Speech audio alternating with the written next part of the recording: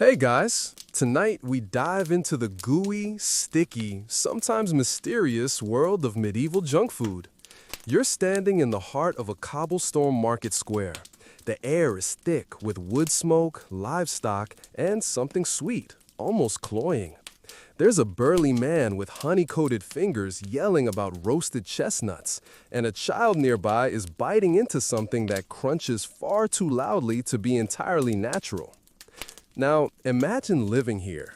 Your diet mostly gruel and bread, so when sweets come around, your brain lights up like a cathedral on Christmas Eve. But careful, you probably won't survive this dental disaster of a diet without losing a few molars. So, before you get comfortable, take a moment to like the video and subscribe, but only if you genuinely enjoy what I do here. And hey, drop your location and local time in the comments. It's always fun to see who's staying up late across the world. Now, dim the lights, maybe turn on a fan for that soft background hum, and let's ease into tonight's journey together. You're walking past a vendor with giant copper bowls of bubbling honey. He's stirring something thick, sticky, and sweet-smelling. Candied almonds, a medieval favorite.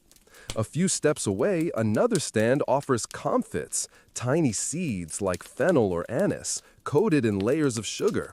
They rattle in a paper cone like sugary gravel. Your fingers are already sticky and you haven't even bought anything yet. In medieval Europe, sugar was rare, but not unheard of. Honey, though, that was everywhere. And it was poured, drizzled, and slapped onto everything from dried fruit to roasted nuts. Your average sweet tooth had to rely on what was local and affordable. No chocolate bars here, no gummy bears, just whatever could be baked, boiled, or candied using honey, spices, and whatever fruit hadn't gone completely soft. You stop at a tray covered in dried dates, stuffed with nuts and rolled in crushed herbs. The vendor says they're from Spain, or maybe Sicily, or maybe just his backyard. No one's really checking. But you pop one in your mouth and the sweetness hits like a medieval sugar bomb. It's a chewy, gritty mess, and you love it. For peasants, these treats were rare, usually reserved for feast days or weddings. But for the moderately wealthy, sticky sweets were a flex. You could show off by serving candied violets, preserved quince paste, or even sugar sculptures shaped like swans. Imagine handing out swan heads made of molded sugar. Romantic? Sure. Mildly disturbing? Also yes. There's a kid nearby gnawing on what looks like a hard, glassy lollipop. It's not on a stick, just a chunk of boiled sugar, maybe with a mint leaf pressed inside. Medieval kids didn't need toys when they had tooth-chipping shards of fun. The child's mouth is purple, probably from crushed berries or beet juice? You don't ask. Mainstream fact? The earliest forms of candy date back to Roman times, but in the Middle Ages, the idea of sweetening medicine became wildly popular. Apothecaries were like candy shops. Want to cure a cold? Try licorice roots soaked in honey. Got a cough? How about sugar-coated fennel? Got nothing wrong at all? Eat it anyway. It's delicious. Quirky tidbit? There were recipes for gingerbread that didn't even involve bread. Just boiled honey, breadcrumbs, and spices mashed into shapes like birds, swords, or saints. Yes, saint-shaped gingerbread. Now, chew on that idea before bed. And here's your scholarly debate for the night. Historians still argue whether the proliferation of sweet street foods in towns like London or Paris reflected increased wealth or simply a need to mask poor-tasting ingredients. After all, if your meat pie smells a little off, just glaze it with honey and call it festive. But you're already distracted again. Someone walks by with something brown, fried, and coated in what looks like crystallized sugar. Fried dough? In the Middle Ages? Absolutely. But we'll get to that in a minute. Back in the square, your eye catches a jar of candied citrus peel. Bright orange, glistening in sunlight. That had to be imported, didn't it? The Crusades didn't just bring back war stories. They brought back sugar, spices, and wild new ideas for treats. Lemons, oranges, even sugarcane. Trade was a sweet, sticky mess of cultural collisions, and Europe soaked it up like a stale sponge. One noble lady nearby nibbles delicately on what looks like flower petals. Yes, she's eating sugar-glazed rose petals. You're not entirely sure if that's elegant or just medieval madness, but either way, it's a thing. Then there's the honey cake, dense, almost brick-like, flavored with cloves and black pepper. Yes, pepper. You tear a chunk off and chew it slowly. It's heavy, spiced, weirdly comforting. Your jaw is doing more work than your stomach. You think it might be growing stronger just from one bite. And did someone say health food? Not quite. Medieval physicians believed sweets could balance your humors. Too much black bile? Try a pear poached in honey. Feeling melancholy? Stuff yourself with dates. Basically, if you had problems, the answer was eat something sweet and pray. Your feet are sticky, your hands worse. The square smells of hot sugar, sweat, and baking bread. The sun's low. Bells ring somewhere in the distance. You're full of mystery desserts and ready to explore the next flavor catastrophe. And just when you think it can't get weirder, you hear it. The unmistakable crackle of oil and the scent of something deep fried. Yes, it's time. You drift toward the sound of hissing oil. There's something hypnotic about the rhythm. Bubbling, spattering, sizzling like a lullaby for your cholesterol. You push past a pair of monks arguing over who stole whose onion pie and find yourself in front of what looks like a battered cauldron balanced precariously over a smoky fire. This is the friar's cauldron, and inside, chaos.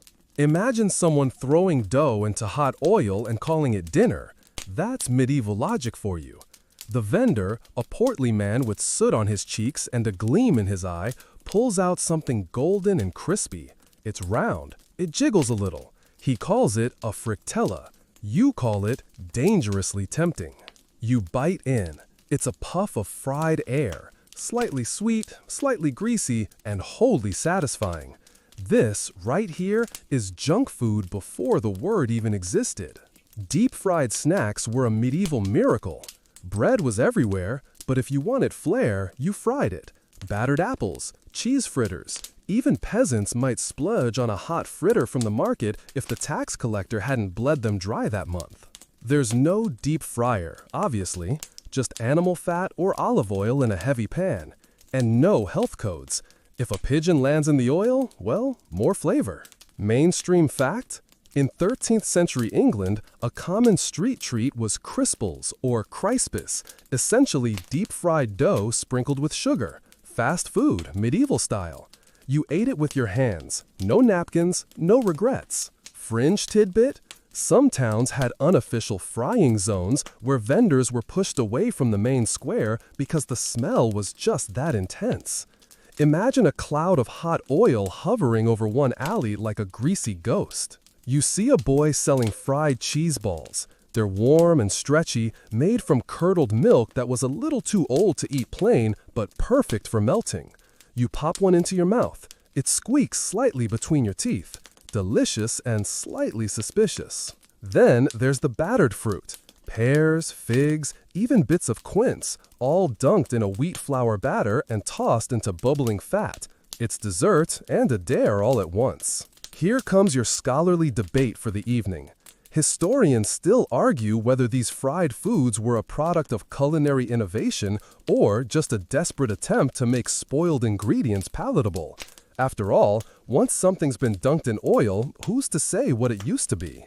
A few stalls down, you find pastelli, fried sesame honey cakes from the Eastern Mediterranean, now making their way across trade routes. This one has nuts in it.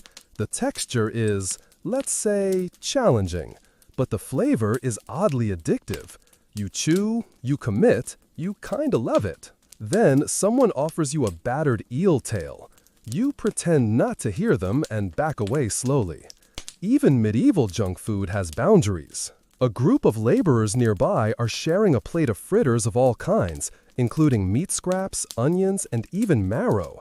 Yes, bone marrow fritters. You stare long enough that they offer you one. You decline politely. It jiggles back at you, as if disappointed. But it wasn't just poor people frying things. Even the rich got in on it. At banquets, nobles might enjoy rishus, fried balls of minced pork mixed with fruit and spices, or sweet donuts filled with jam or nuts if the kitchen staff was feeling particularly wild. Frying was fun. Frying was fast. Frying was the medieval version of rebellion, because who needs boiled turnips when you can have sizzling dough puffs dusted with sugar? You pass by a woman selling leche lumbarde, a fried spiced meat and fruit dish. Yes, sweet and savory. Your modern brain might hesitate, but your medieval self is all in. You take a bite. It's confusing, and yet not terrible. The oil spits. A dog barks. Someone yells that the fritters are running low. A child starts crying because he dropped his only deep-fried plum. You're in the middle of it now. The fryer's cauldron is the pulsing, greasy heart of this little world. You think back to today's fast food. There's more in common than you'd expect. It's affordable, it's addictive, it's made by people standing on their feet all day, shouting orders and praying the fire doesn't explode. There's even a medieval version of "Would you like fries with that?" Vendors shouting add-ons like "Spice it with cinnamon for a penny more," or "Double oil for double flavor." You're impressed and slightly full. One man nearby is selling fried dough twisted into braids and coated with rosewater syrup. He hands you one on a strip of bark. You take a bite. It's sticky, floral, and tastes like it was invented by someone who lost a bet. But it's growing on you. By now, your hands are so greasy you could slide down a castle tower without friction. But you keep eating, because when else will you get to sample every weird, wonderful fried thing a medieval fairground has to offer? Just as you're licking the last of the syrup off your fingers, someone stumbles out of a nearby tavern with a goblet in hand and a hiccup in his throat. He's shouting about mead and boiled wine and something called posset. You glance at the friar's cauldron one last time. It bubbles like it knows you'll be back. But now, you follow the scent of ale and adventure. You follow the scent of fermenting fruit and burning firewood, trailing the stumbling man toward a low wooden building barely holding itself upright.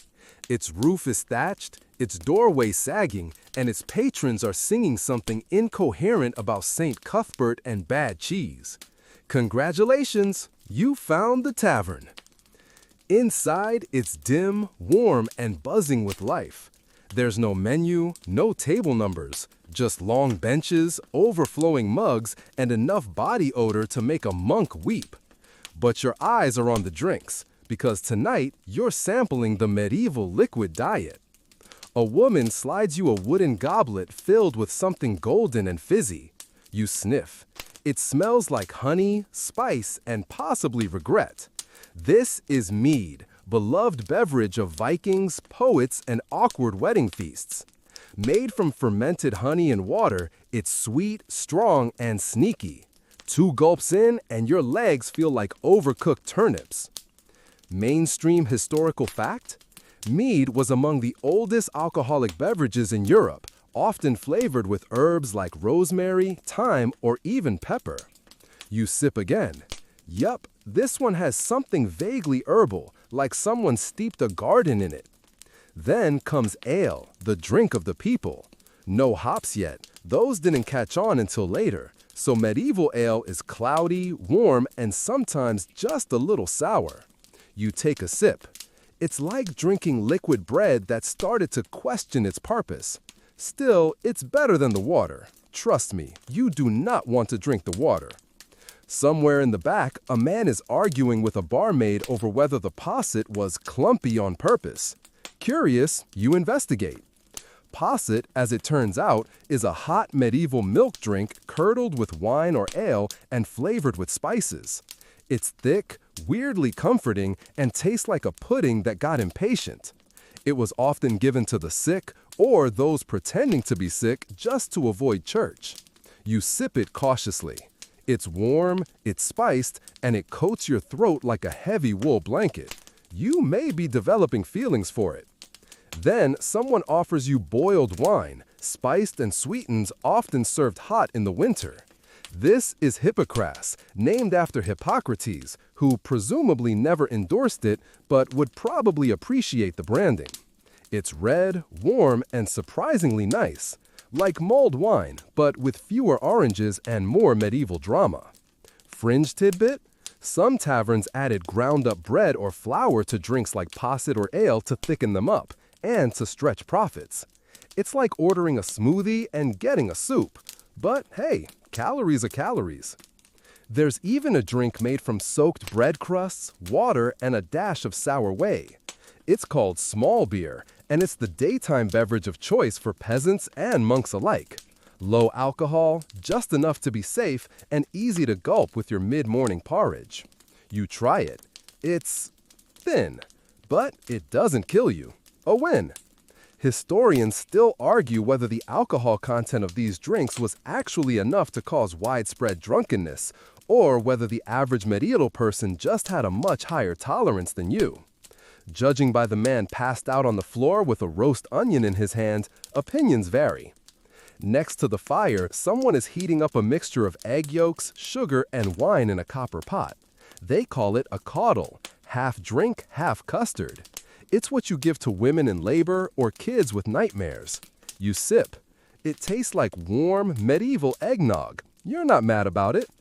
Behind you, someone is loudly complaining that their cider has too much worm in it. You pretend you didn't hear that and focus on your next drink, braggot, a mix of ale and mead. It's sweet, strong, and full of ambition, like a medieval frat party in a cup. There's also perry, pear cider, and piment, wine mixed with honey. Someone hands you a mug of something they call knock you silly juice. You ask what's in it? They shrug. You take a sip anyway. It's fruity, it's sharp, it's illegal in at least 6 modern countries. At one point, you try to stand up and realize you've achieved what medieval physicians would call excess of humors. So you sit back down and eat a fried fig, because why not? You glance around. There's a young woman reciting rhymes, a man parving a fish into the table, and a monk trying to discreetly order more ale without being seen by his abbot. It's all very wholesome, in a chaotic, intoxicating way. You're offered a bet, identify the mystery beverage in a blind taste test, or wear a donkey tail for the rest of the night. You take the sip. It's thick, herby, and has notes of old shoe. You guess, spiced beer gone wrong. The tavern erupts in laughter. It was fermented oat milk. You put on the tail. Outside, the night is colder now, but your insides are warm and fuzzy, thanks to mead, posset, and possibly liver damage. You stagger toward the door, wave goodbye to your new friends, including a man who insists he's a wizard, and step back into the night. The moon is high. Your breath fogs. Somewhere, a chicken clucks suspiciously. And your next thought is, what do rich people eat when they're feeling snacky? You wake up sprawled across a hay bale with something sticky on your sleeve and the distant sound of a pig sneezing. Your head is heavy, your mouth tastes like burned bread crust, and you're not entirely sure if last night's wizard duel was real. But there's no time to dwell on that, because today you're headed to the estate of a nobleman where the elite do snack time in style. You approach a stone manor rising over manicured gardens, its arched doorway guarded by 2 men who look like they haven't blinked since the Crusades. You flash them a sheepish grin, and someone in velvets waves you in. The hallway smells like wax, herbs, and expensive dust. A servant hands you a damp cloth. Another offers you dried rose petals. You politely pretend to know what to do with either. In the solar, basically the medieval version of a fancy living room, platters of delicacies rest on linen-draped tables. These are noble nibbles, the kind of snacks the lower classes might hear about in ballads and bedtime tales. You make your way to a tray holding something shiny, golden, and suspiciously symmetrical. It's a marchpane, a confection made from ground almonds and sugar, sculpted into swans, castles, or little edible people. You bite into one. It's sweet, chewy, and rich. Nobles used it to show off wealth because sugar was imported, expensive, and basically edible currency. It's like eating a luxury tax. Mainstream fact? By the 14th century, sugar was sold in hard cones and had to be chipped off, then boiled down for candy making. Hence why it was mostly used in the homes of the elite. You chew thoughtfully, watching a servant fan the flames beneath a copper pan. He's heating candied fennel seeds, a post-feast favorite meant to freshen breath. You pop a few. Your mouth now tastes like licorice and money. On another tray, you spot what looks like colorful glass. You poke it. It wiggles. It's jellied quince or possibly a wine jelly, both luxurious preserves made from boiled down fruit and wine, chilled into shape. It tastes like medieval Jell-O, but with class. Over by the window, a bowl of comfits, sugar-coated spices like anise or coriander, tempts you. Each tiny piece took hours to make, sugar layered over and over using a slow, tedious process. You pop a few in your mouth, and they crunch delicately, exploding with floral heat. Then someone offers you a delicate slice of pâté, rich and creamy, spiced with cinnamon and cloves. You raise a brow. Cloves in meat? Welcome to the noble palate. In medieval cuisine, sweet and savory weren't opposites. They were soulmates. Quirky tidbit? Some noble households dyed their food with crushed flowers, minerals, or even ground insects. A red tart? Possibly colored with cochineal bugs. A shimmering cake? Might involve powdered silver leaf. It's food, but also a chemistry experiment and a power move. You notice a tower of spiced wine-soaked pears, glistening with glaze and smelling like a holiday in Rome. You take a bite.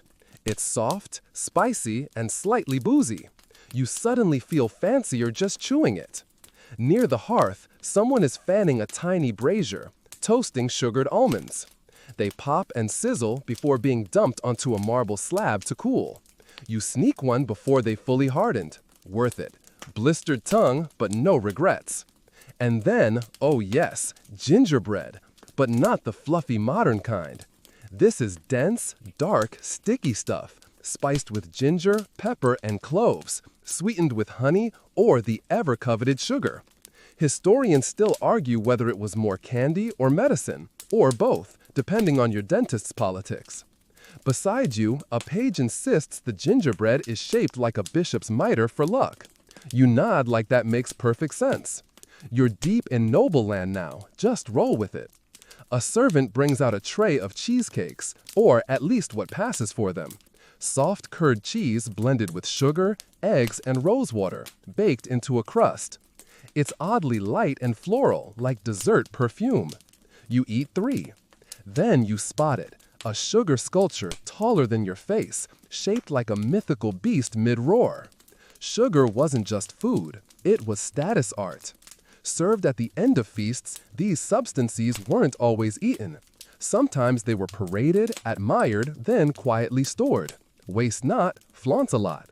Nearby, someone whispers about a merchant who imported candied citron from Sicily. You casually hover closer. The citron is preserved in sugar syrup, chewy and brilliant. You sneak a bite. Your taste buds scream in Latin. Another tray holds rose petal preserves, thick and sticky with an aroma like grandmotherly perfume. You try a dab. It tastes oddly romantic and a little confusing, like kissing a bouquet. Historians still argue whether nobles actually enjoyed all these sugary confections or simply endured them as proof of sophistication. After all, palates were different then, and showing off sometimes mattered more than tasting good. Suddenly, music plays. A lute, soft voices. A dog in a jeweled collar trots by. You watch a lord dip preserved figs in honey while discussing falconry. Everything is absurdly elegant. You lean back, your fingers sticky, your belly full of aristocratic whimsy, And as you wipe your hands on an embroidered napkin, oops, a thought hits you. What were kids munching on while all this was happening? A breeze whistles past as you step out of the manor's high halls and into a much messier world. No perfumed handkerchiefs here, no rose petal jam, just children with grubby fingers, sunburnt noses, and mouths full of whatever they could sneak, scrape, or steal. You follow a trail of giggles through a crooked alley, past laundry flapping like battle flags and chickens playing it far too chill about incoming boots. Kids dart between carts and cats, each one clutching some kind of snack, and it's time to figure out what exactly medieval childhood tasted like. Spoiler, it wasn't marshmallows. The first little girl you pass is gnawing on a hunk of stale rye bread, hard as brick, likely a few days old, and smeared with goose fat if she's lucky. It's not glamorous, but it's filling. For peasant families, scraps of bread were the ultimate edible currency. Parents saved heels and crusts, dipping them in milk or weak ale to soften them up. You chew the edge of a similar crust. It's chewy, like chewing on a sandal. But hey, calories are calories. Then there's the boy next to her, holding something that looks suspiciously like a lump of coal. It's not. It's a charcoal-roasted chestnut pulled hot from an iron pan resting over street coals. He cracks it open with his teeth, grinning. You try one too. It's earthy, sweet, soft like mashed potato with a smoky finish. Medieval kids didn't have candy aisles, but roasted nuts were affordable, easy to carry, and fun to share. Around the corner, a group of children sit cross-legged, giggling and swapping bites of something sticky. It's honeyed oat cakes, made from leftover porridge, fried up and drizzled with wild honey. It's a rare treat. Oats were the breakfast of the lower classes, but with a splash of sweetness, they transformed into something almost magical. Mainstream historical fact: honey was the main medieval sweetener before sugar imports became widespread. Beekeeping was common in both town and country, and honey was also prized for its medicinal properties, though kids just liked how it glued their mouths shut. Suddenly, a boy with wild hair and a suspicious smirk pulls something from his pocket. It's a sugar cube, a real one, probably filched from a merchant's stall or bribed off a noble's kitchen boy. The other kids swarm like bees. Sugar was rare, expensive, and rarely used outside elite homes, so finding even a single cube was like winning medieval Willy Wonka's golden ticket. You manage to lick it before it disappears. It tastes like rebellion and risk. Next up, fruit leathers. No, not the store-bought kind. These are sheets of sun-dried plums masked with a little wine, flattened and cut into strips. They're tangy, sticky, and surprisingly chewy. Think of it as ancient fruit roll-up, made by a patient grandma with zero concept of brand names. Quirky tidbit: some rural kids snacked on licorice root sticks, chewing them like candy. It was natural, mildly sweet, and supposedly good for digestion. You give one a try. It's woody, gritty, and oddly satisfying. A snack and a toothbrush. From behind a bakery, the comforting scent of leftover crusts wafts out. Bakers sometimes gave day-old rolls to kids or sold them for a single coin. You snag one. Still warm, barely sweetened, soft in the center, a bit of ash on the bottom. Perfect. A girl nearby is chewing something strange. You ask. She shrugs and holds it up. Cooked turnip with honey. It's a root vegetable, boiled soft and drizzled with anything that might make it less bland. You take a bite. It's an acquired taste, but filling. That was the point. A group of boys pass around a pouch of dried peas, roasted until they pop. They taste like nutty popcorn and make a satisfying crunch. Peasants could dry and store them for months, and they made the perfect pocket snack for farmhands and scamps. You crouch near a fire where a mother is cooking apple slices in lard, sprinkled with cinnamon if there's any left in the house. This kind of street treat came out during harvest season. Sweet, greasy, and hot enough to burn the roof of your mouth. You savor one anyway. Totally worth it. Historians still argue whether kids actually had dedicated treats in the way we think of them now, or whether anything remotely tasty was a rare bonus to routine survival. But here, surrounded by tiny grins and sticky hands, it's clear. They knew how to make joy out of crumbs. A particularly enterprising girl pulls a toffee-like lump from her bag. It's made from boiled honey and flour, maybe with a splash of ale. She offers you a bite. It sticks to your teeth like medieval superglue, but it's oddly satisfying. She smiles proudly. My mom made it. That's all the Michelin star you need. And then, some brave soul has smuggled in a candy imported by traders. A tiny shard of candied ginger. Strong, fiery, and sharp enough to wake the dead. The kids dare each other to eat it without crying. You try it. You fail. Miserably. One final oddball appears. Acorns. Some kids roasted them, soaking first to remove bitterness. When food was scarce, even these bitter nuts became snacks. Not great, but desperate times, right? As the sun begins to dip, the children scatter, some off to help parents, others to sneak more roasted peas from the baker's son. You sit against a crooked beam, surrounded by crumbs and laughter, thinking, if this is what children ate on the run, what about on the road? The road stretches before you like a rough-hewn ribbon, cracked and lumpy underfoot.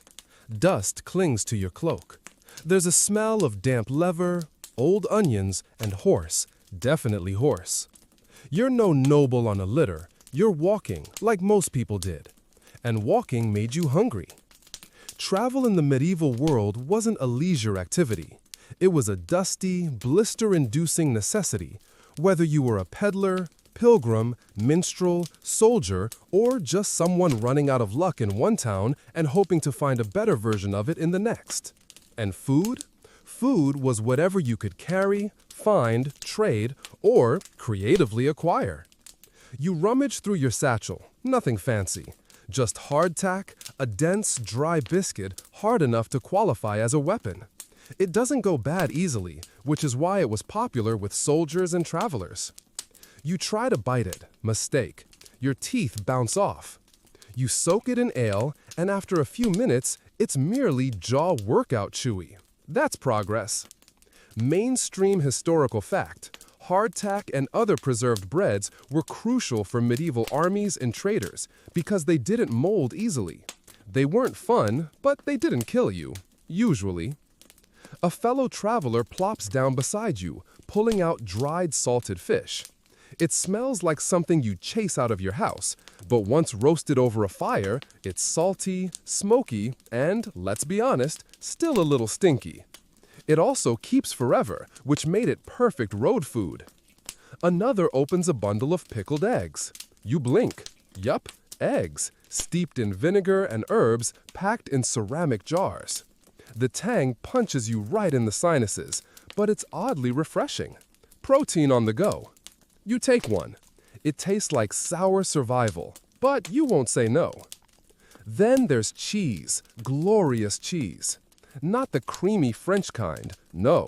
You get a chunk of hard, wax-covered sheep cheese. A little oily, slightly nutty, and perfect for crumbling over porridge or eating with flatbread. It's the traveler's MVP. Quirky tidbit? Some travelers swore by onions as snacks, biting into them raw like apples, supposedly for stamina. You try. It burns. Your mouth hates you. Your travel buddy gives a thumbs up and says it'll keep away demons. Or people, at least. On good days, you might get meat pies, sold by roadside vendors. These weren't flaky pastry wonders. They were thick, heavily peppered, and often made with yesterday's mystery meat. The crust acted like Tupperware, sealing the meat inside. You take a bite and instantly question your life choices. But hunger trumps hesitation. For dessert? You're lucky if someone's selling honey cakes. These were dense, spiced loaves made with rye flour, dried fruit, and enough honey to keep them moist. You nibble one. It's sweet, rich, and sticks to your fingers like medieval peanut butter. You pause by a monastery where monks hand out bread and warm ale to travelers. It's a tradition. Offer hospitality, especially to pilgrims. The bread is soft and blessed. The ale is weak but soothing. You drink slowly, feeling less like a stranger for the first time all day. Historians still argue whether roadside inns were common across the countryside or limited to trade routes and towns. What's clear is that hospitality varied wildly, from cozy hearths to straw piles next to goat pens. Tonight, you get a straw pile. Lucky you. Later, you spot a group of pilgrims roasting barley gruel on a stick, like some sad medieval marshmallow. It's sticky, clumpy, and vaguely sweetened. You try a bite. Not bad, not good, just warm and filling. They laugh and pass you a ladle of herbal broth, flavored with wild garlic and nettles. It tastes like grass soup, but hey, vitamins. One traveler offers dried apples from a pouch, lined with beeswax. The slices are leathery and tart, chewy like jerky. They're perfect for long days and longer silences. You walk on. At a crossroads, you meet a merchant with a prized pouch of candied almonds. He offers one.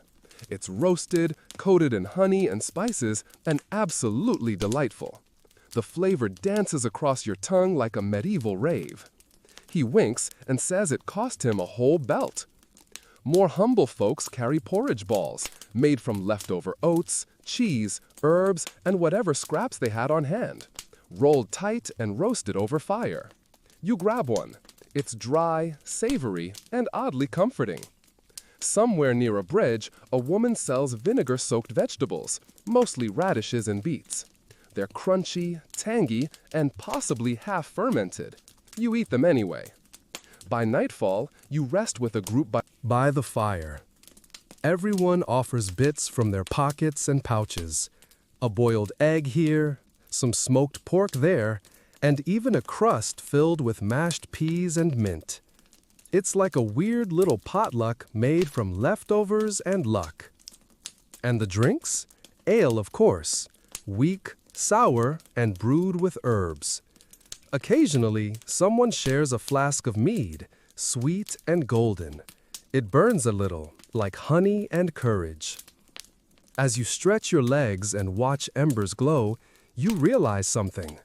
Medieval travel wasn't about comfort. It was about community. Every scrap of food, every sip of broth, every shared bite of salted fish was a reminder that the road was hard, but it didn't have to be lonely. Tomorrow, you'll move again. New roads, new snacks, and maybe, just maybe, a slice of something sweet from a friendly baker in the next town. You wake up to the soft rustle of dawn wind and the rustier creak of your knees.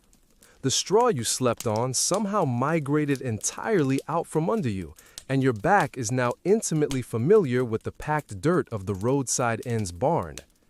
As you stretch and wipe yesterday's breadcrumbs off your tunic, your thoughts wander to the kitchens behind castle walls, the kinds of kitchens you don't get invited into. Let's peek anyway. The castle kitchen is chaos disguised as order. Fires blaze, cauldrons bubble, and sweat glistens on the brows of scullions and cooks. You inch inside with the soft tread of someone who very much does not belong. The smell? A heady mix of wood smoke, meat fat, stale beer, and hope. In a corner, a boy is plucking feathers from a goose like he's trying to win a speed contest. A pot of pottage simmers nearby. It's the eternal stew. Vegetables, grains, and meat scraps kept going for days, even weeks. Each morning, more goes in than comes out. You take a sip. It's salty, savory, oddly comforting, like licking the inside of a soup kettle, but in a good way. Mainstream historical fact: pottage was the staple for rich and poor alike. Nobles had theirs spiced and meat-heavy, while peasants' versions were grainy and green. Either way, if it's hot and it fills your stomach, you don't ask too many questions. One cook scoops gruel into wooden bowls, oats boiled in milk with just a hint of honey. It's warm, bland, and sticks to your ribs like emotional baggage. You'd complain, but it's breakfast. Someone wheels in a haunch of venison. It slaps on the block with a meaty thud. A grizzled chef wields a cleaver like it's an extension of his soul and begins hacking away. The kitchen doesn't pause. Meat was a big deal, served often in noble homes, rarely in peasant ones. But here, it's all business. Over by the fire, a spit turns slowly, dripping fat into a pan below. It's roast capon, a castrated rooster, plump and tender. You wince at the method, but the smell is heavenly. Crispy skin, golden edges, and that rich, juicy interior. You get a stolen slice, worth the ethical gray zone. A girl passes carrying cheese custards, a strange cross between cheesecake and soufflé, made with soft curds, herbs, and a whole lot of eggs. You burn your tongue, no regrets. Quirky tidbit? There's a bowl of hedgehog stew. Yep, actual hedgehog. Skin burned off, meat seasoned and stewed. It's rare, but hey, noble kitchens love exotic touches. You try a sliver. Tastes like pork that's seen things. Historians still argue whether sugar was common enough to sweeten everyday dishes, or still a preserve of the ultra-rich. In this kitchen, there's candied ginger on the counter and a barrel labeled fine powder, which turns out to be imported cinnamon. Someone's clearly got connections. A baker emerges with trencher loaves, thick slabs of stale bread used as plates. The idea? Eat your food, then eat the plate.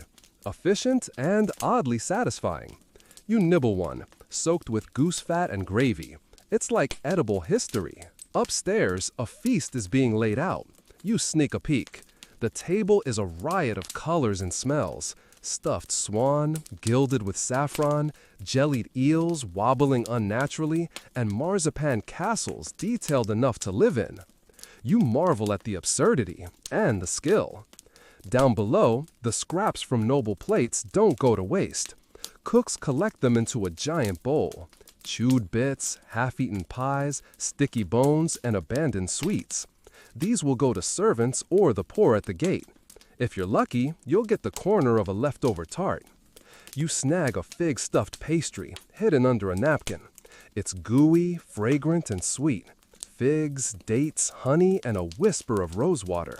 One bite, and your teeth thank you. So does your soul. There's ale by the barrel and mead for the lords. Down here, you get a watered-down version, but it's still got a pleasant buzz.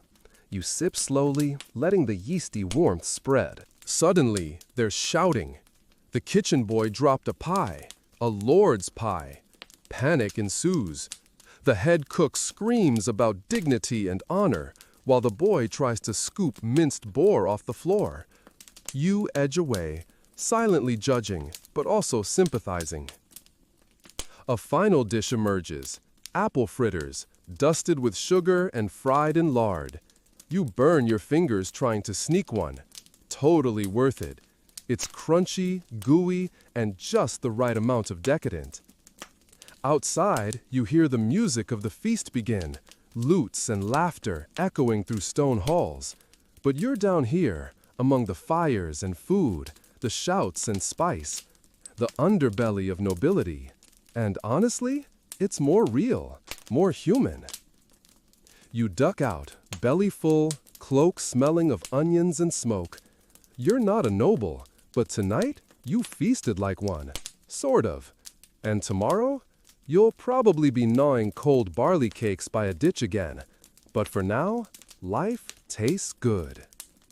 Your stomach, still warm from stolen fritters and hedgehog stew, is starting to understand what it means to live like a medieval peasant, and how occasionally you get to borrow a noble's mouthfeel for a night. But food, of course, is only part of the fun. You wander back toward town, past winding roads and moss-covered signs, when the scent of something sweet and greasy hits your nose like a memory from a carnival that hasn't been invented yet. You follow it, of course. You always do. And there it is, a small crowd gathered around a flickering torchlit cart. Someone is frying something, badly, but it smells amazing. You've stumbled into a medieval night market, or at least the 13th century equivalent. Picture a row of rickety stalls held together with hope and spit, lit with oil lamps and manned by vendors shouting about their wares like they're auctioning off dragon eggs. One man is twisting strips of dough into hot oil. When they come out, he tosses them into a bowl of honey and crushed nuts. He calls them dough fritters, but you call them dangerous. You bite into one, crispy, syrupy, and still slightly raw inside. Delicious. This, it turns out, is junk food, medieval style. Cheap, indulgent, often questionably cooked, and absolutely adored by everyone who doesn't have gout or an ulcer. Mainstream historical fact. While fast food as we know it didn't exist, fried street snacks, pies, and pastries were a huge part of urban food culture in medieval cities. Vendors sold them on street corners, especially around churches and markets. The next stall offers something called rissoles, little pockets of meat and onions wrapped in dough and fried in lard. You eat 3 before realizing they're probably 2 days old. You're too far in to stop now. There's a kid with greasy hands selling candied almonds out of a paper cone. He tells you it's his family recipe and winks like a merchant prince. You trade a copper and chew slowly. Sugar, nuts, and that weird aftertaste that might be ashes, or just authenticity. Quirky tidbit? There's a monk here, yes, a monk, selling deep-fried cheese curds. Apparently, his abbey makes them in secret during Lent when fried food technically doesn't count if it's holy. You nod solemnly and take one. Salty, stringy, and totally worth going to hell over.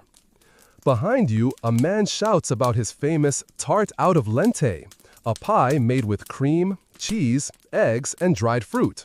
It smells like someone tried to bake a cheesecake during an earthquake. You try it. It's warm and oddly spongy. Not bad. Historians still argue whether street food was regulated closely by guilds or allowed to flourish in shady culinary anarchy. From the taste of this mystery meat pasty, you're voting anarchy. Another stall is serving blood pudding on a stick. You hesitate. Then, again, you just ate hedgehog. You take a bite. It's rich, metallic, but also oddly earthy, especially when dipped in spicy mustard. One woman offers you a fried turnover filled with something she calls spiced gooseberry mash. It's tart, flaky, and probably made with more lard than fruit. You love it. There's also honey cakes, flat, chewy, dense as bricks, and cloyingly sweet. You watch a child try to chew one and nearly lose a tooth. Then he asks for another. Respect. A beggar girl walks by with black licorice twists dangling from her pocket, sold to her by a traveling apothecary. You trade her a heel of bread for one. It tastes like sadness, but oddly comforting. Somewhere in the smoky haze, a man is grilling skewers of something that smells like fish. You ask. He grins and says, "Eel chunks." You should be horrified, but you're too tired for dignity. Surprisingly, they're fatty, smoky, and not too slimy, like fish bacon.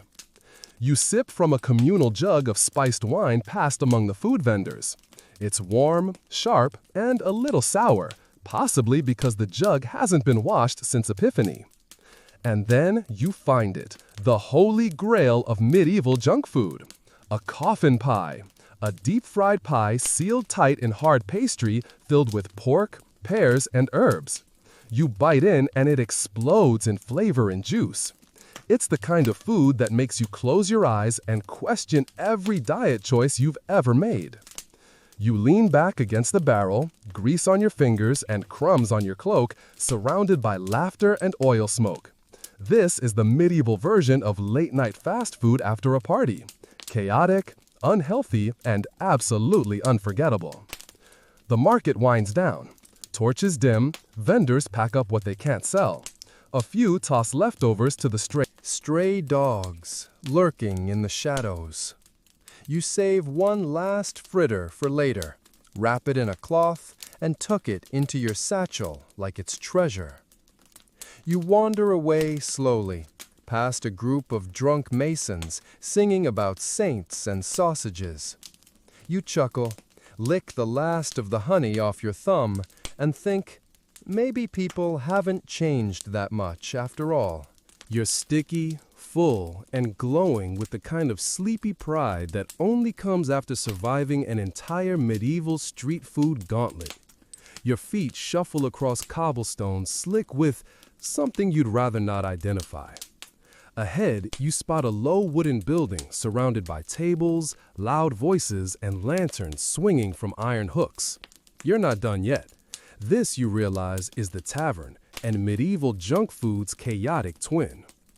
As you push open the creaky door, you're hit with warm air, roasted meat, cheap ale, and body odor that could stop a knight mid-charge. Welcome to the medieval drinking hall, where meals blur into snacks and snacks blur into regrettable choices. A server slams a wooden mug in front of you. "Small beer," he grunts. It's weak, slightly sour, and somehow both flat and fizzy. Still, it's safer than the water. You sip and try not to grimace. Mainstream historical fact, small beer, low in alcohol and brewed daily, was the hydration standard in medieval Europe, especially among the working class and children. It was safer than well water and had just enough fermentation to keep it drinkable. At the far table, someone is passing around a plate of cheese rinds drizzled with vinegar and mustard seeds. You grab one. It's like eating a salted candle, but weirdly satisfying. And then there's the bones bucket. Gnawed rib fragments from last week's feast, now reheated and sold for a pittance. You try one, mainly out of anthropological obligation. It's dry, chewy, but somewhere in there is a whisper of flavor. You glance across the room to see a man stirring a pot of what looks like fish porridge. You raise a brow. He shrugs. "White bait and oats," he says, "for strength." You nod like that's normal. A bowl of roasted chickpeas and onion skins makes its rounds next. Salty, charred, and strangely addictive, like the medieval version of pub peanuts. Except instead of a beer mat, you're given a rag soaked in something that vaguely smells like rosemary and regret. You lean into a conversation about fried duck tongues, supposedly a delicacy among the nobility, but now served to commoners, cold, leftover, and oversalted. You try one and decide immediately, this tongue does not belong in your mouth. Quirky tidbit, one tavern in York was known for serving snail pies seasoned with mint and vinegar. The locals swore it cured hangovers. You're not sure about the science, but the visual of minty snails does linger like a bad decision. Over in the corner, a group of shepherds are betting on who can eat a bowl of boiled sheep tripe the fastest. You politely decline. Your stomach's adventurous, not suicidal. Historians still argue whether tavern food served more as sustenance for travelers or as culinary experimentation for bored cooks. Judging by the fermented egg stew someone is now passing around with a grim smile, you're leaning toward the latter. Someone offers you a slice of black pudding toast, fried in bacon fat and topped with chopped dates. It's sweet, savory, slightly metallic, and tastes like breakfast during an exorcism. You love it. You ask for something light. The barkeep snorts and brings over barley cakes soaked in broth. They're mushy, heavy, and possibly older than the chair you're sitting on. But there's garlic in there and herbs and enough salt to preserve your soul. Just as you're wiping your hands, a traveling bard bursts in, dragging a cart behind him. He announces the debut of his new invention, beer-battered cheese pies. The crowd cheers. You grab one hot from the tray. It burns your tongue, but fills your heart. You settle into the corner as the fire pops and the air turns golden. Someone hands you a plate of goose fat croutons, just toasted bread cubes soaked in drippings sprinkled with crushed thyme. It's humble, greasy, and absolutely perfect. Near the hearth, an older woman fries onion fritters in a shallow pan. Her secret? A dash of old mead in the batter. She gives you a wink as she hands one over, and you nearly propose on the spot. Another local delicacy is called tavern hash. Basically everything that didn't sell yesterday, chopped up, refried, and doused in strong vinegar. It's awful and amazing, and you want more. You wash it down with something fizzy in a leather mug. Turns out it's birch sap wine, slightly fermented and full of woodsy sparkle. It tastes like a tree whispered a blessing into your mouth. Laughter fills the air, dice clack, someone plays a hurdy-gurdy. You stretch your arms, belly full, ears humming, and realize you've somehow just lived through the medieval version of a Friday night binge. And then someone sets down a dish in front of you. Fried apple rings dusted with pepper and saffron. You blink. You didn't know you needed that. But now that it's here, you inhale it like air. Another server delivers a final snack, a twist of baked dough soaked in wine and then roasted again. He calls it a twice-baked saint's knot. You don't even ask. You just eat it. Eventually, your head leans against the post. Your eyelids droop. You're not sure if it's the food, the beer, or the medieval vibes, but you've never felt this full or this weirdly content. You smile, whispering thanks to whoever decided fermented oats could be dinner, and fade out to the sound of tankards clinking and a man yelling something about the eel tax. You wake slowly, the remnants of the tavern's chaos swirling like smoke in your head. Outside, dawn peeks through the mist, revealing a world waking up on uneven legs. But before you can shake off the cobwebs completely, your stomach reminds you it's time for the next meal.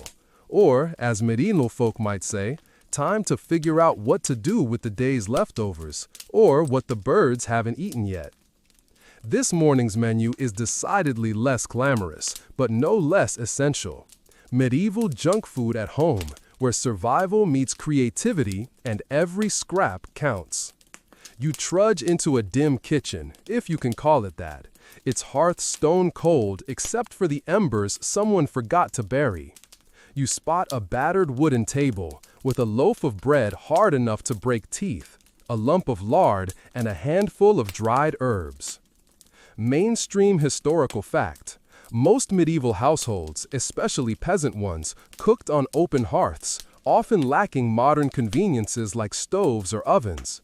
Food preservation was a constant struggle, leading to creative reuse of stale and leftover ingredients. You decide to resurrect that loaf by soaking it in warm, sour beer. The result? Something called beer bread pottage. It's mushy, tangy, and smells faintly of yesterday's party. You stir it carefully, tossing in what little remains of dried onions and a handful of barley. Quirky tidbit: some households use stale bread soaked in ale or broth as a kind of edible sponge to soak up flavors, and as a way to soften the brick-like bread for easier chewing. You might call it medieval bread pudding, though it's far from the sweet treat you imagine. Nearby, a pot simmers with boiled cabbage leaves and turnips, topped with bits of salted pork fat. You remember hearing that monks once used cabbage as a cure for everything, from hangovers to bad dreams, though historians still argue whether cabbage actually worked or if the placebo effect was just strong. You scoop a spoonful. It's bitter, earthy, and oddly comforting. You wonder if modern health food devotees would appreciate the irony. You rummage through the pantry, finding a jar of pickled walnuts, a delicacy for those who can afford spices. You bite into one, the tartness cutting through the heaviness of the broth. Then you find a leftover hunk of pottage, a thick stew made of grains, beans, and sometimes small bits of meat. You warm it slowly, adding a sprinkle of crushed herbs for life. It's the backbone of medieval meals, flexible, filling, and sometimes foul, depending on the cook's mood. At the corner of the table, a pile of fried scraps, dough bits, burned vegetables, and animal fat awaits their fate. You toast them over the embers, creating crisp bread chips. You dip them in honey mixed with vinegar. It's sweet, sour, and strangely satisfying. Quirky tidbit: there's evidence that medieval cooks occasionally reused leftover fat for frying dough scraps, creating what could be considered a medieval equivalent of cracklings or chicharrones. It was the ultimate snack, crunchy and addictive. Your stomach rumbles as you spot a jar of fermented fish sauce, known as garum, left over from a feast day. You add a tiny splash to the stew, immediately feeling like a gourmet chef or a medieval mad scientist.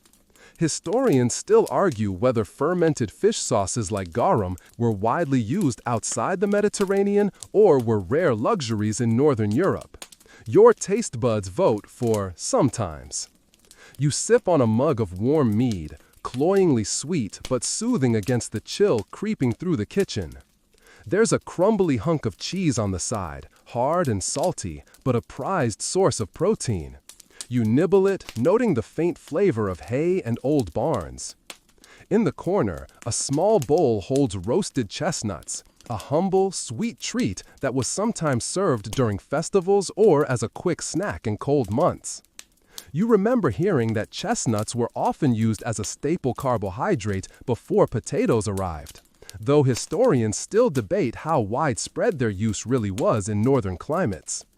You chew slowly, savoring their warmth.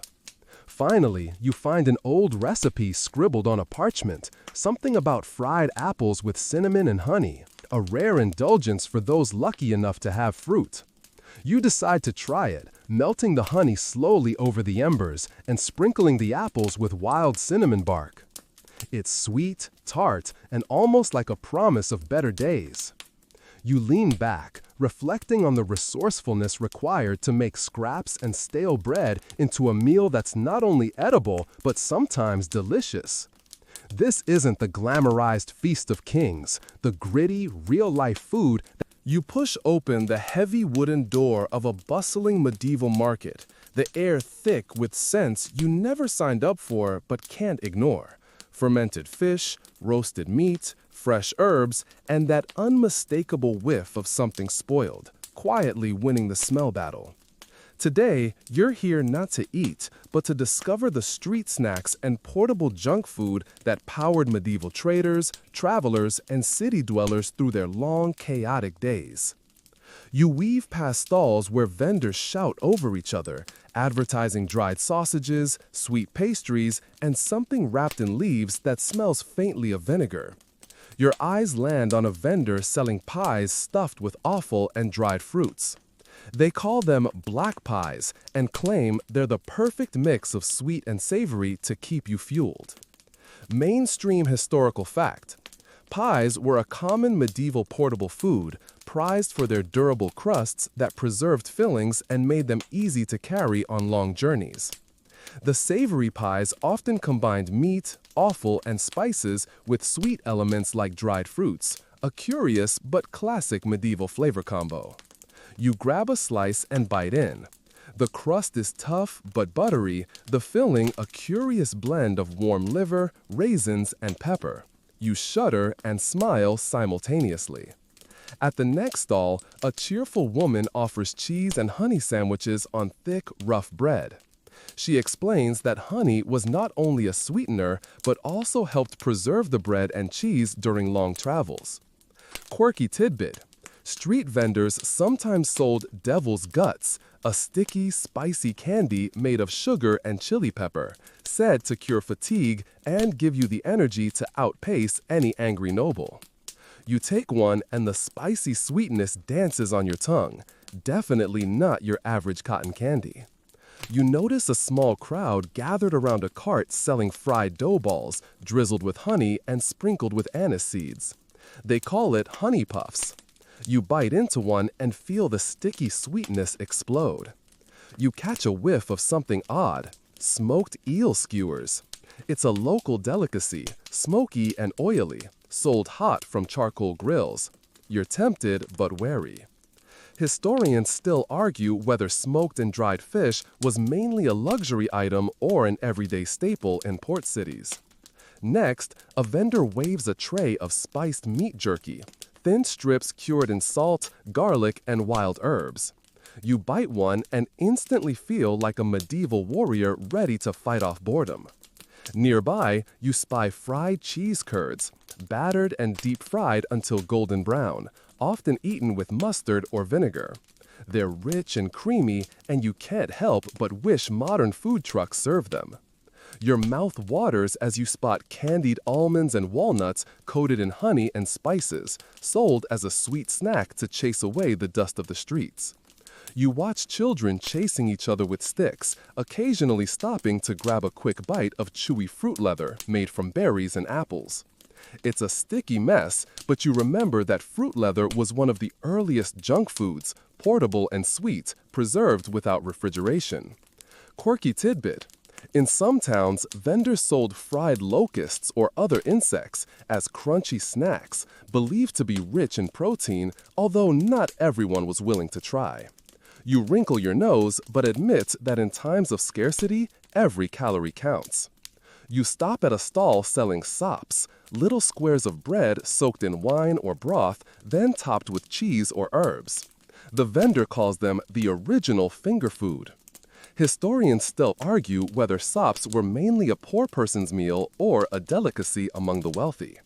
You finish with a steaming cup of spiced cider, warm, sweet, and tinged with cloves and cinnamon. It's soothing, a perfect end to your market adventure. As you walk away, you notice how the street snacks reflect the diversity and resourcefulness of medieval life, where food was fuel, flavor was a luxury, and every bite told a story of survival and celebration. You smile, knowing you've just tasted the very pulse of a medieval city, messy, chaotic, and unforgettable. You step into a grand hall, the scent of roasting meats and burning wood mingling with the faint perfume of spiced wine. This isn't your average medieval kitchen or market stall. You're here to explore the junk food of the medieval nobility, those rare, often bizarre indulgences that graced the tables of kings, queens, and courtiers who wanted more than mere sustenance. You settle into a plush chair, watching as servants hustle in and out with trays piled high with curious treats. Mainstream historical fact: medieval nobles enjoyed lavish feasts with multiple courses, including sweetmeats, spiced fruits, and pastries, which were the luxury junk foods of their time, often heavily sugared and imported from distant lands. Your first taste is a marzipan sculpture, crafted into a lifelike bird, sweet and almondy. You marvel at how something so delicate can be considered junk food, but in this era, sugar was precious, making sweets a form of high-status indulgence. Next, you try comfits, tiny sugar-coated seeds or nuts served as palate cleansers or after-dinner treats. Quirky tidbit: some nobles fancied meat jellies, savory gelatin molds made from boiled bones and offal, set with expensive spices.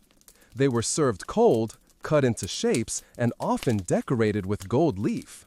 You wonder if it counts as junk food or just medieval science fiction. You nibble on sugar-glazed gingerbread, a favorite at festivals and banquets. It's dense and spicy, unlike anything you'd find in today's cookie aisle.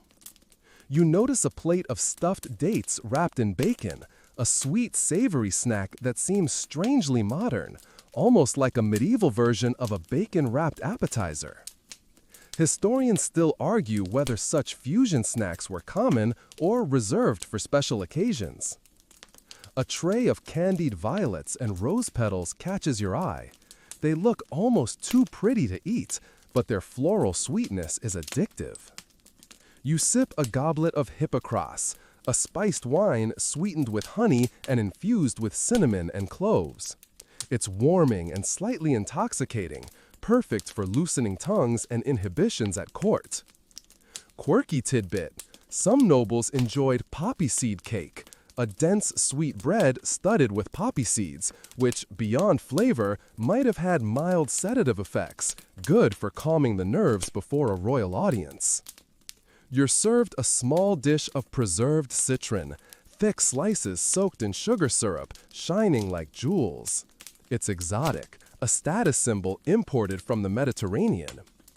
Your eyes catch a bizarre snack, candied coral, made by dipping coral pieces in honey, more decorative than edible, but served to impress guests.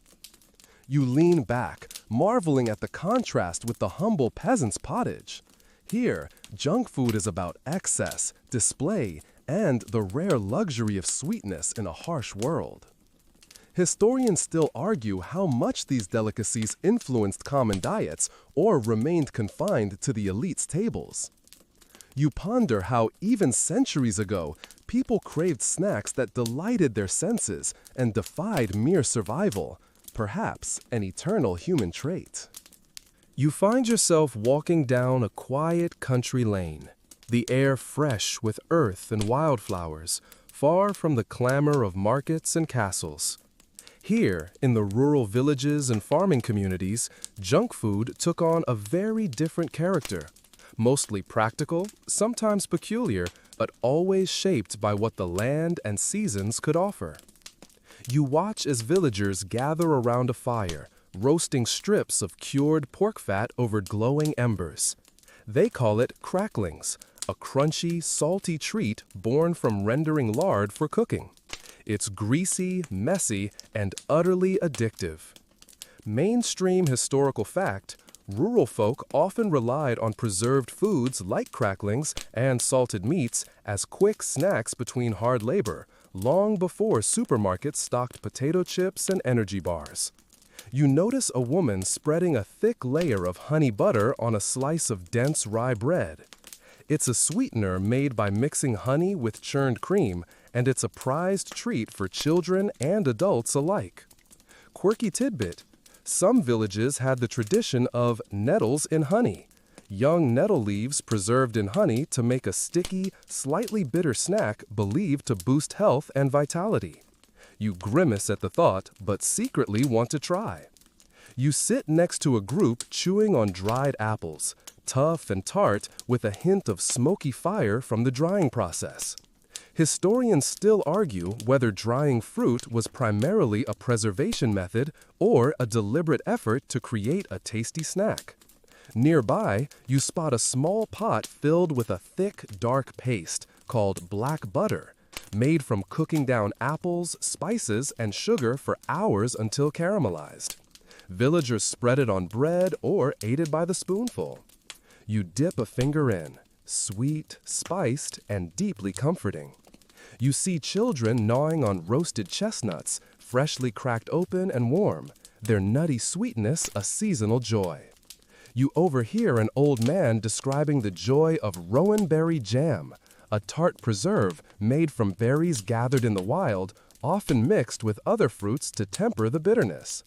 Quirky tidbit: some rural areas consumed fried bread soaked in buttermilk and honey, a simple, energy-dense snack eaten during long days in the fields. You bite into it, the crunch giving way to a tangy sweetness that fuels your imaginary labor. You also notice some villagers snacking on cheese curds flavored with nettle or wild herbs, a rustic take on what might be considered gourmet of the city. Historians still argue how much the rural poor snacks influenced medieval urban diets and vice versa. As the sun begins to set, you reflect on the resourcefulness of rural folk, turning simple ingredients into satisfying snacks, adapting to the seasons, and finding joy in the earth's bounty even when the pantry was bare. You realize that even away from the royal tables and crowded markets, junk food in medieval times was as much about comfort and community as it was about flavor or convenience. You find yourself by a roaring hearth in a medieval monastery kitchen, the smell of burning peat mingling with fresh bread and herbs hanging from the rafters. Monks, those unexpected culinary experimenters of the Middle Ages, had their own take on junk food, snacks that fit their strict routines yet still offered moments of indulgence. You watch a monk stirring a bubbling pot of barley gruel, a thick, porridge-like snack eaten warm, often flavored with honey or dried fruits to make the austerity more bearable. Mainstream historical fact: monastic communities relied heavily on grains like barley and oats, often preparing simple gruels and breads as staples, but also crafting sweetened snacks during feast days. You're handed a small slice of frumenty cake, a spiced wheat pudding baked into a loaf, dense and fragrant with cinnamon, nutmeg, and raisins. Quirky tidbit: some monasteries produced poor man's marzipan, a sweet made from ground almonds mixed with honey and shaped into small, colorful candies. It was used to celebrate religious holidays and brighten dreary days. You savor the cake, noting the subtle sweetness against the backdrop of a strict, sometimes joyless daily routine. You notice jars of candied angelica, a wild herb candied in sugar syrup, used both as a treat and a medicinal aid. Historians still argue how much monasteries influenced the spread of sugar and spice use in Europe through their trade networks. A young novice offers you a small biscuit flavored with anise and fennel seeds, a digestive meant to soothe the stomach after long prayers and fasting. You nibble it and feel the licorice-like flavor calm your senses. You watch as another monk prepares hard cheese crackers, baked thin and dry to last through fasts when solid food was scarce. Quirky tidbit: some monasteries even experimented with early versions of honeycomb toffee, made by boiling honey and sugar, creating a crunchy, sweet treat that monks could nibble in secret. You feel a smile tug as you imagine monks sneaking bites during long hours of silence. You sip on a cup of spiced mead, its warmth and sweetness contrasting the otherwise plain diet. Historians still argue how monastic culinary innovation influenced secular medieval cuisine and the emergence of sweets and snacks. You realize that monks, often thought of as ascetic, were surprisingly creative with their junk food, balancing discipline with tiny pleasures that brighten their cloistered lives. The flickering firelight casts long shadows, and you savor these quiet, unexpected snacks as a unique thread in the tapestry of medieval food culture. You find yourself in a bustling medieval festival, the air thick with music, laughter, and the aroma of sizzling treats from every corner. This is the ultimate playground of medieval junk food, where every sense is teased and indulgence is king, if only for a day. You wander past stalls laden with fried fish cakes, crispy on the outside and soft inside, often spiced with herbs and dipped in tangy sauces. Mainstream historical fact: medieval fairs were hotspots for street food vendors selling fried and sweet treats to a hungry crowd, much like today's food festivals. A nearby vendor offers you a pastry filled with marzipan and dried fruits, glazed with honey and dusted with cinnamon.